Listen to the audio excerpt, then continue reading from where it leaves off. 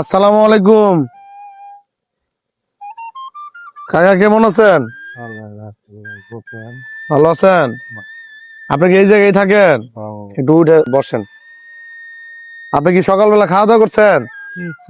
উঠি খাইতে যাই দিয়ে আপনি কি হাঁটতে পারেন না? না, খুব কষ্ট আমার। তাই একদিন যদি একটু হাড়ে 2 দিন 3 দিন বিছনা করে থাকা লাগে। আপনার বাড়ি ঘর নাই? আমার বাড়ি ঘর না, এটি আমার ঘর বাড়ি। আপনি এটাই আপনার বাড়ি ঘর? হ্যাঁ, এটি আমার ঘর বাড়ি। কাকি নাই? না না না, কাকিও নাই। আমি গরিব অসহায় মানুষদের পাশে যায় দাঁড়াই। এই যে একটা দেখেন আমার বাবার বয়সের মতন, সে এই জায়গায় শুয়ে থাকে রাস্তার। এই যে একটু দেখাও, এদিকে দেখাও। এটা হচ্ছে কিন্তু মেন রোড। এটা মেন রোড। এই যে দেখেন পলিথিন দিয়ে সে একটা ঘর বানিয়ে এই যে ঘরের ভিতরে আপনার থাকে।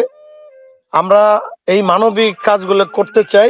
গোপাল আপনাকে আমার যদি আদর করে আল্লাহ গো, আমি আশীর্বাদ করবো আপনাদের জন্য। এখানে মানে কতদিন যাবত এই কাকাটা শুয়ে থাকে এই জায়গায়? এখানে পরে আপনার বছর গানিও আপনার হয়েছে। 1 বছর। জি আচ্ছা, 1 বছর যাবত এই রাস্তার পাশে তার বসবাস। জি, আর কোনো জায়গা জমিন কেউ নাই, বউ বাল বাচ্চা কেউ নাই। আপনার জন্মস্থান কোথায়? এই গিরেমেই, জন্মস্থান এই এই জায়গায়? গিরেমেই, এই জায়গায়।